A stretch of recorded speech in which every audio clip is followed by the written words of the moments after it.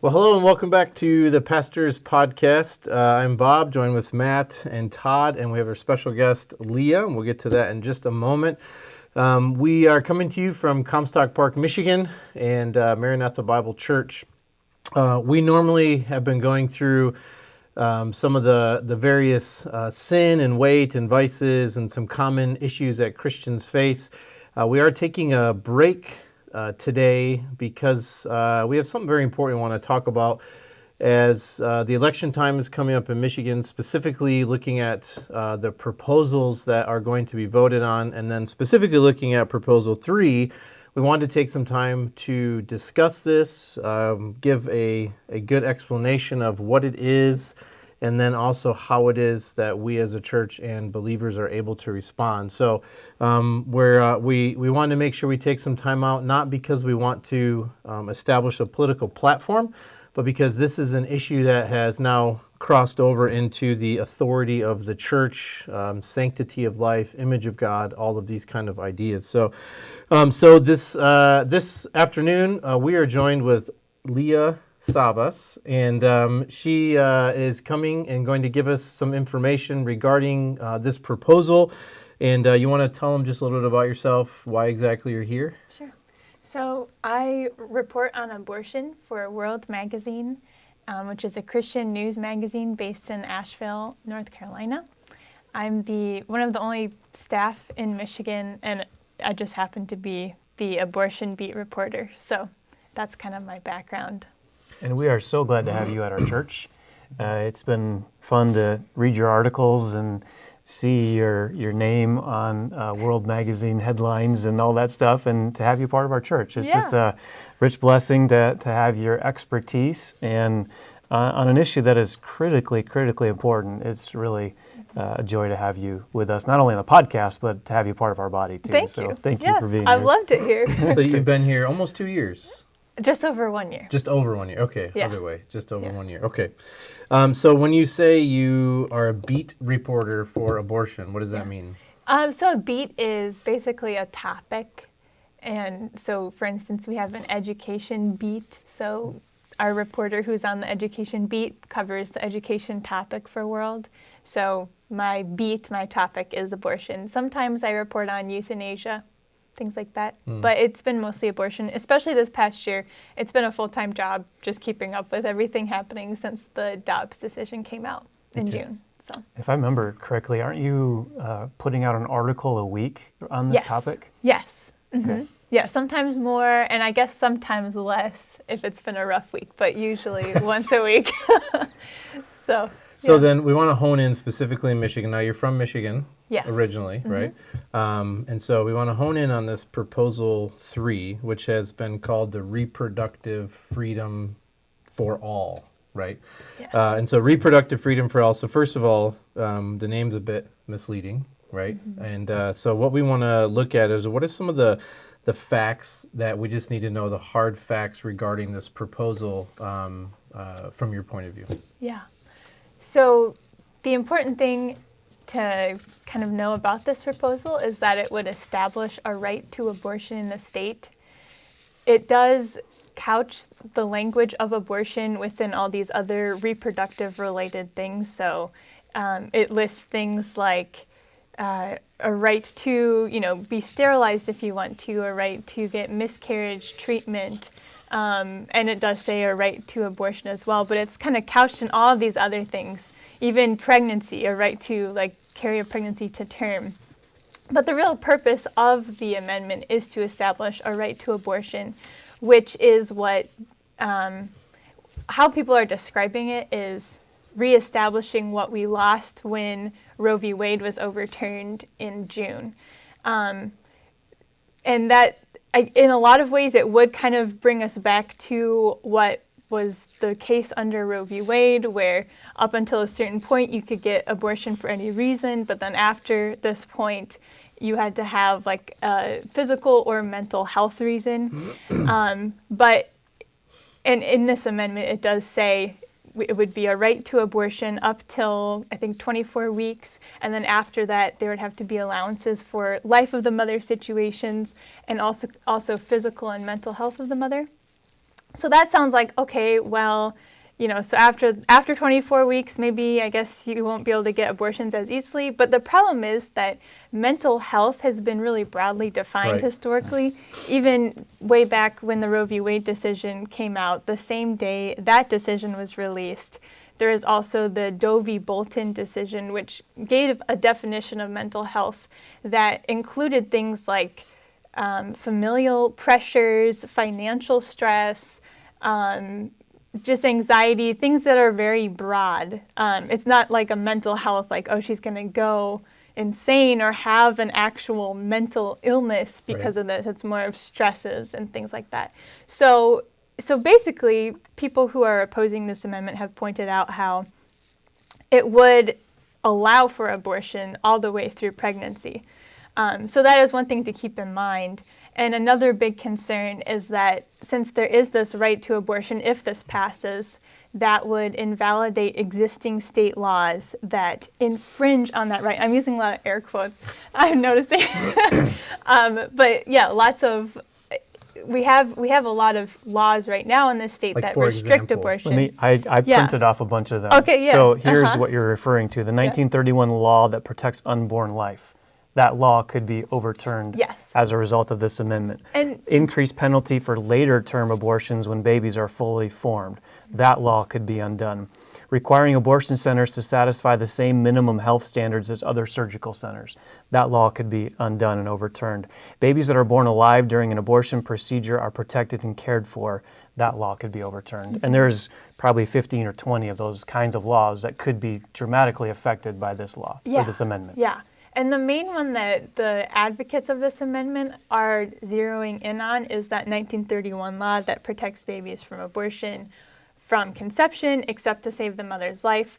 Their kind of, their pitch is if we pass this amendment, we won't have to worry about this 1931 law. But in reality, it affects a lot of other laws, like you were saying, that are already in effect.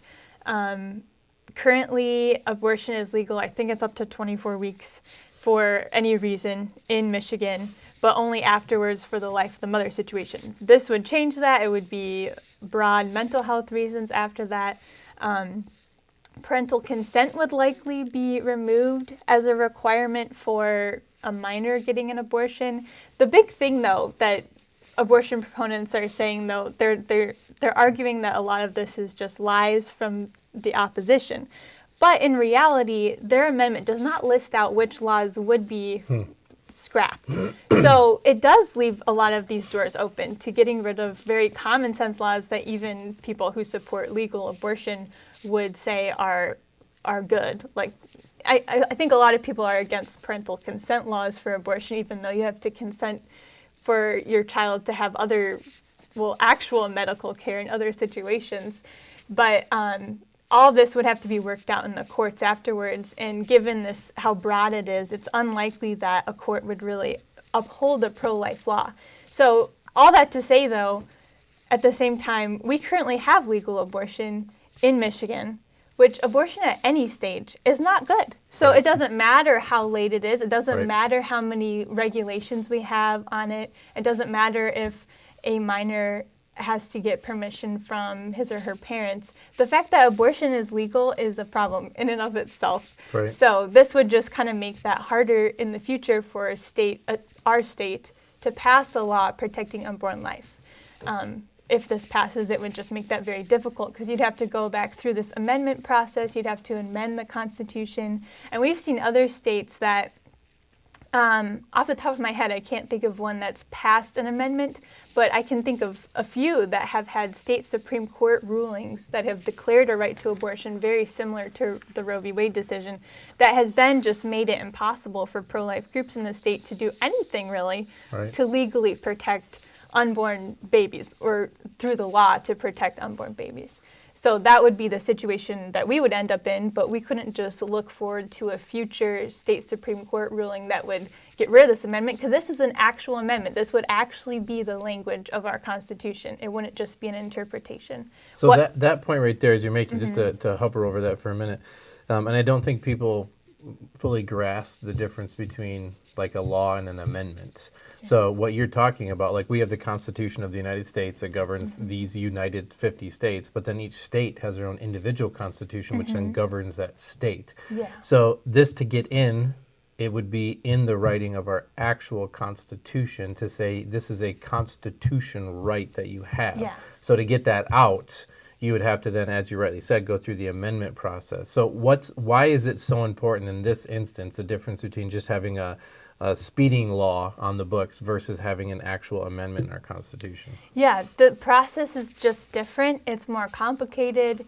Currently, we have a majority pro-life legislature that could pass pro-life state laws. Obviously, our governor at this point wouldn't be willing to sign any, so that's kind of been a holdup. But say we were able to get a pro-life governor, even if the legislature passed a pro-life law and a pro-life governor signed it, it wouldn't be enforceable because of this amendment. Courts would hold it up. Supersedes. Yeah. So the courts are then comparing individual laws that get passed with this constitutional amendment and measuring it and saying, under this Constitution, this law should not be enforced because it goes against our Constitution. So this is why Planned Parenthood has dumped $40 million into this campaign, right? Because they know how what's at stake in this. If they can get this amendment passed, it really secures a radical abortion agenda in the state of Michigan for the foreseeable future. Right? So what we're hearing is that this will be the most extreme abortion policy of any state in the nation. And we're reading it'll be any kind of abortion, including partial birth abortion, any time during pregnancy, including the moment before birth, and at any age. So if that's what's amended, then this is a radical amendment. The one thing I would say is I am hearing from a lot of pro-life groups in different states that their state's abortion amendment that's going to be on the ballot is the most radical in the country. And I'm not sure, maybe it's because they're all so similar. But I don't know if I would say that this is necessarily more radical than the one that they're considering in California right now.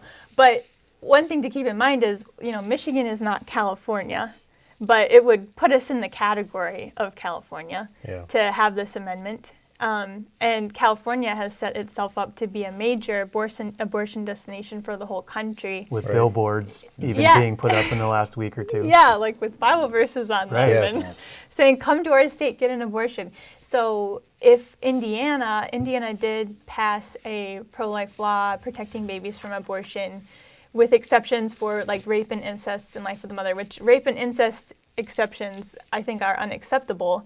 But if that is allowed to go into effect later, that would make Michigan a destination for people in Indiana. It would also, if Ohio is able to pass more restrictive or more protective pro-life laws, then maybe Michigan would also become a destination for women from Ohio. So it's not just women in our state. We have to think about, what does this mean for our status as a state in a country where other states are allowed to protect unborn lives. So you talked earlier about the mental health exception. Expand on that just a little bit, because I don't know if people realize that broad definition of mental health could essentially be the gateway for any woman wanting any abortion at any time, even including up to the moment of birth. So I just don't want the child because of the distress. I'm not sure I can handle it. It's causing me to be burdened in life. I mean, all of that would likely fall under the mental health exception. Yeah, from my understanding, that's how broad the definition of the mental health reasons is under the Dovey-Bolton decision from the 70s.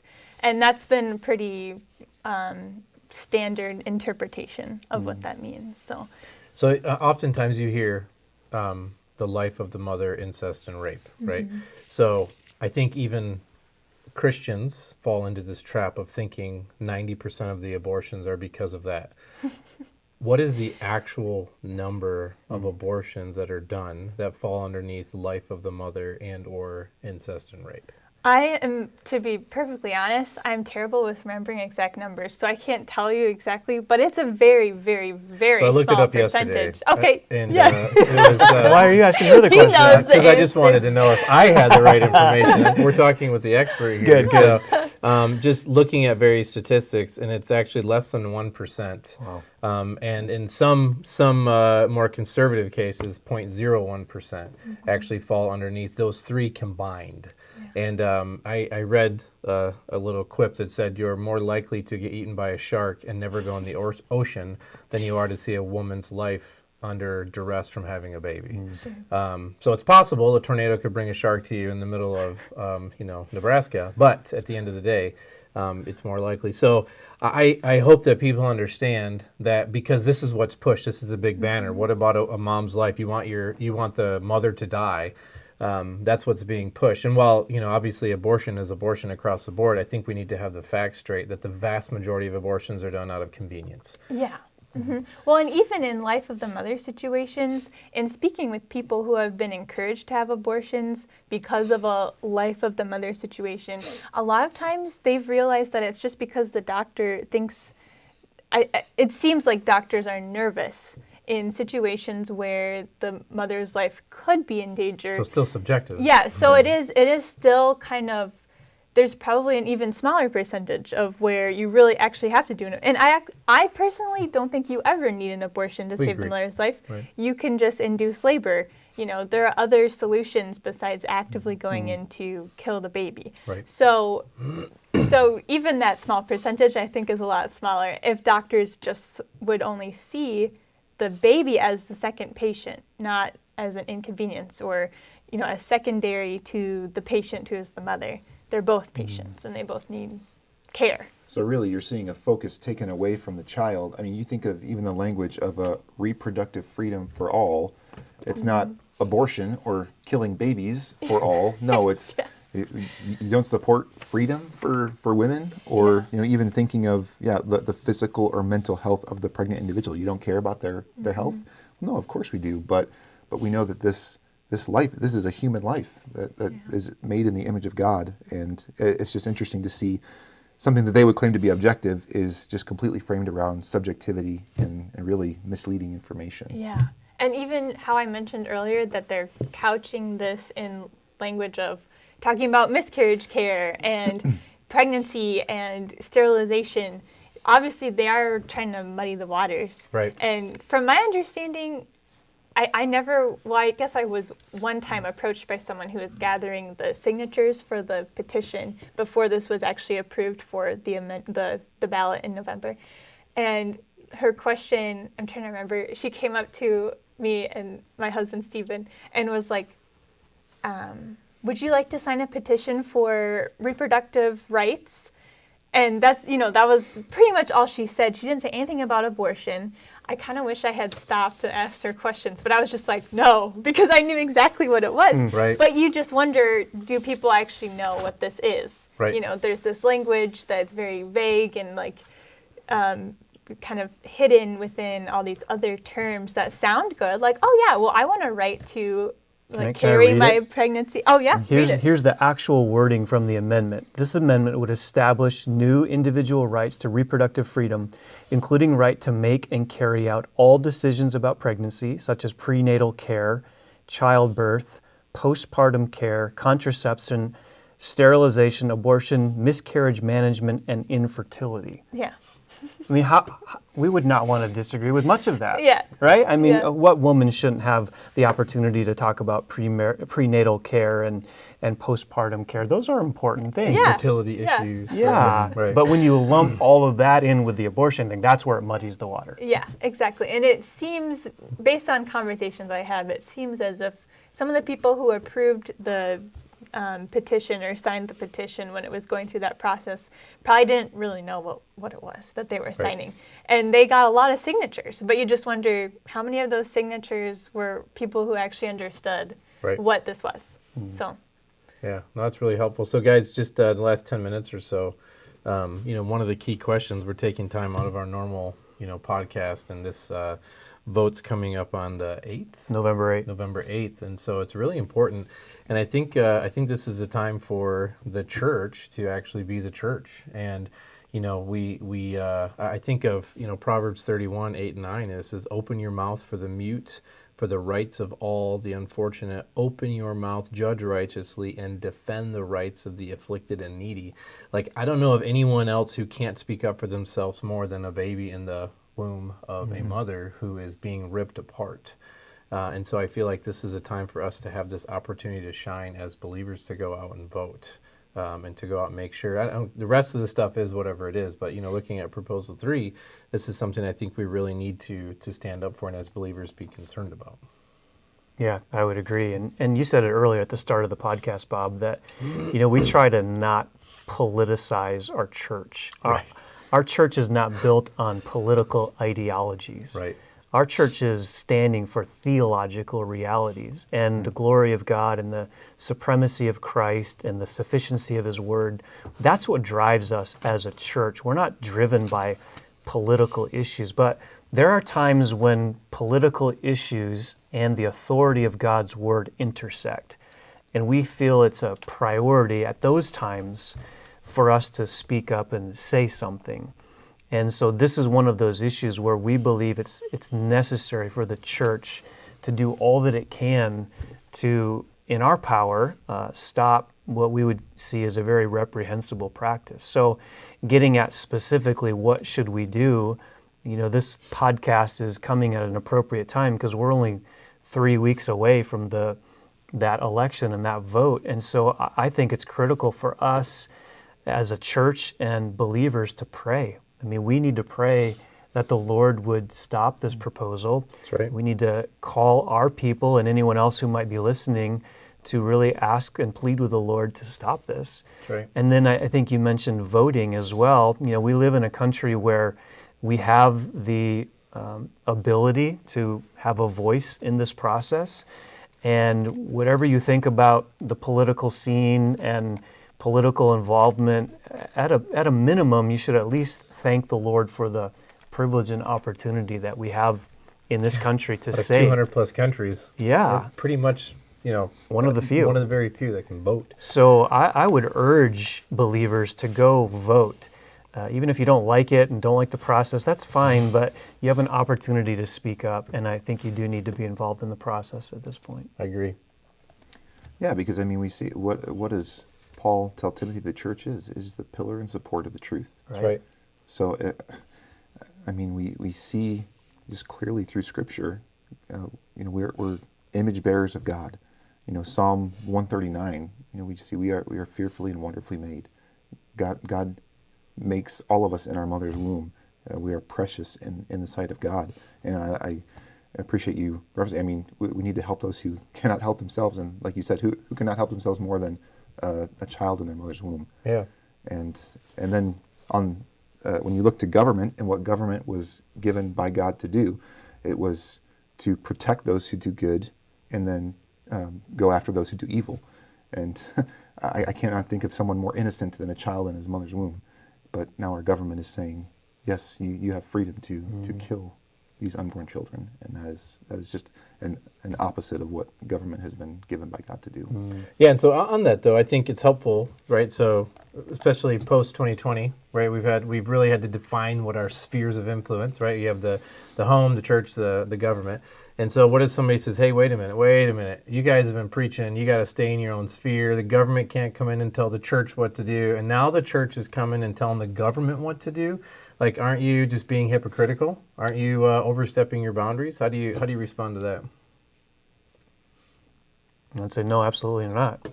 Just like you sometimes speak into our sphere, like when it comes to seating capacity in a church for the parking lot, fire laws, and how many parking spaces we need to have to accommodate. I mean, you're speaking somewhat into our sphere. We honor you for that, right, and we'll do what we can to comply with those because we respect the authority that God has put in place. But you, the governing authorities, need to understand that you are under the authority of a sovereign king and ruler of heaven and earth. That's right. And if you think you have a right and authority to exercise, your political might to the exclusion of the God who made you and his revealed word.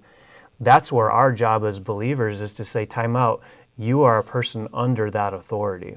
And we're going to call you to do what you just said. Romans 13 says that you need to promote what is right and to punish evildoers. That's right.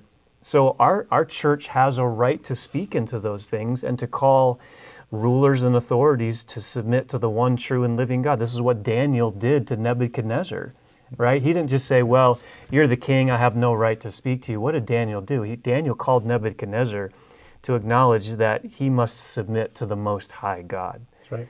And so when government begins to speak about moral issues and goes against God's revealed word, that's when we as a church sense an obligation to say something. I think, too, even just the government basically in legalizing abortion is telling women and people in general that this is okay. So to tell a whole culture that something that's actually a sin, a grievous sin, is okay, well, I think it's important when churches step up and believers step up and remind them that, that's actually not okay, and you shouldn't be rewarding this evil or encouraging this evil. You should be punishing this evil. And then housing it in biblical terms. And we kind of reference it in passing. But That was my next question. This billboard that came up that is basically inviting people to flood into California for abortions and then saying, you need to love your neighbor as yourself. Quoting from Mark. Yeah, quoting from Mark, quoting Christ's own words to promote abortion. So murdering a baby is actually loving your neighbor. Well, it seems like what they think loving your neighbor is giving your neighbor what they want or what they think is easiest and most comfortable for them. Right. But it's not loving to tell a woman that the best solution to the difficult situation she's facing is to kill her unborn baby, to hire someone to kill that baby. That's just a lie. And in reality, this is an opportunity for whenever someone faces an unplanned pregnancy, even people who are married and, who want kids someday, but maybe this isn't the exact timing. When you have that pregnancy, that's a wonderful opportunity to die to yourself and realize that the Lord, especially as a believer, the Lord is using this to sanctify you and make you think of others before yourself. And your closest neighbor is that unborn baby. That is, you have a responsibility for that unborn baby, just like you have a responsibility for your born children. Right. So, this country punishes neglect, parental neglect of their children.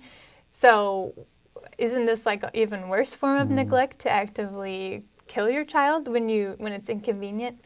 It's a sad situation. So how, you touched on this a little bit, how do you appeal to a young woman who's in that circumstance?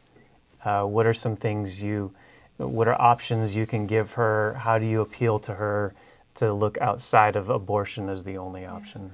Well, I think there's kind of a common narrative right now among pro-life groups to tell the woman that she's a victim. That, she's among not pro-life doing... groups. Yeah, exactly, yeah. To say that she's done nothing wrong. That this is, the abortion industry is using her. But I don't think that's helpful. I think the most important thing to tell women is to encourage them to look at their own heart. What are they serving as God in their heart? Are they serving this boyfriend who's urging them to get an abortion? Are they serving themselves in wanting to hide a past sin that led to this unintended pregnancy? Are they serving, it could be any number of things, even like schooling. Are they trying to put their schooling ahead of God's law? Searching up for that idol that they have. Yeah, so I think the most important thing is to share the gospel with them and encourage them to think about this pregnancy in the ways that God would think about it, submit to the Lord in this, and ultimately confess your sins to the Lord and accept Him as your Savior. I think that is the most important thing we could tell them. But beyond that, there's lots of material help that women need in these situations, and I think Pro-life pregnancy centers have a lot to offer along those lines, a lot of material resources, free diapers. Sometimes they can help with getting women connected with like WIC programs or Medicaid, just like things that already exist, but maybe people don't know how to go about applying or getting connected. Pregnancy centers often have the resources to help with that. But also just local churches that can provide discipleship for these women. I think that's even more important than the physical help. I was talking with someone at our church actually about this who's from another country, and she was saying, like, these women have two hands, they can use them. And sometimes it really comes down to they need encouragement and like the reminders that there are things you can do to provide for this child of yours. And, you have this church family that loves you and wants to help you in this situation. So all of that, I think, is just really crucial to have that heart of Christ, not ignoring the reality of sin, but having forgiveness and love and also support for her and helping her move forward from that. So. And I know there's many believers, even in our church, who would be overjoyed to adopt a baby. Oh, yeah. So adoption would just be a sweet, sweet privilege for many believers, even in our church, to participate in. So sorry, Matt, I cut you off. No, what I was going to say is basically what you're summarizing is what this billboard falsely claimed with their ideology is we need to love our neighbor as ourselves. And how do you do that? For an unbeliever, it's giving them the gospel. For a believer, it's guiding them in biblical truth. Yeah, and it's a long-term relationship. The abortionist, you can't imagine a more short-term relationship. Yeah. This woman is traveling from another country or another state to come to California, get an abortion, and for how long is with that abortionist and then is gone? Like that, there's not a relationship there. It's not that when Roe v. Wade verse came out, it was all about it's a decision between a woman and her doctor, but that's not how it's panned out to be. It's a woman alone, and then she goes and sees this abortionist for a few minutes, and then. And no one ever talks again. about we're running short on time, but I think it's also important to point out no one talks about the post-abortion issues that come with women and the amount of women who are then physically and emotionally traumatized for the rest of their life. Yeah. And when you read these reports, suicide rates of these ladies who have abortions, you see they're physically just done on the inside. And so just that comes as well. You don't see that on a bumper sticker anywhere. And unfortunately, the reality is the majority of these ladies getting this done, just when it's done, as you said, because there's no follow-up care, it's just a process. You go in, you get the lump of cells taken care of, and then you go out. And so nobody cares anything, and that place is very demonic in and of itself. And so it's not like there's going to be these loving people that are there holding your hand through this process, right? And even if they act loving and seem really nice and even seem to themselves to be doing the best thing for this woman, it is not biblical love. That's not, when we measure it against what Scripture shows us, that's not what true love and loving your neighbor looks like. Right. No, that's good. Well, guys, we are out of time, but I certainly hope this was helpful, and we want to encourage you to go out and vote. Absentee ballots, go in person, find your local voting place, wherever that is, and get out on November 8th and make sure you're looking at Proposal 3 and you're voting no. And if you can go out and at least just do that, the rest of the stuff, I don't know what the rest of the stuff is, it's on the ballot, but at least this for sanctity of life, as we are all made in the image of God. So I hope you guys have a good rest of the week.